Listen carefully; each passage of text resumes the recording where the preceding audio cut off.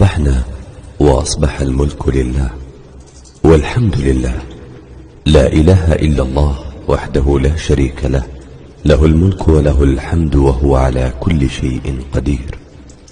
ربي أسألك خير ما في هذا اليوم وخير ما بعده، وأعوذ بك من شر ما في هذا اليوم وشر ما بعده. ربي أعوذ بك من الكسل وسوء الكبر. ربي أعوذ بك من عذاب في النار وعذاب في القبر. اللهم أنت ربي لا إله إلا أنت، خلقتني وأنا عبدك، وأنا على عهدك ووعدك ما استطعت. أعوذ بك من شر ما صنعت. أبوء لك بنعمتك علي وأبوء بذنبي، فاغفر لي فإنه لا يغفر الذنوب إلا أنت.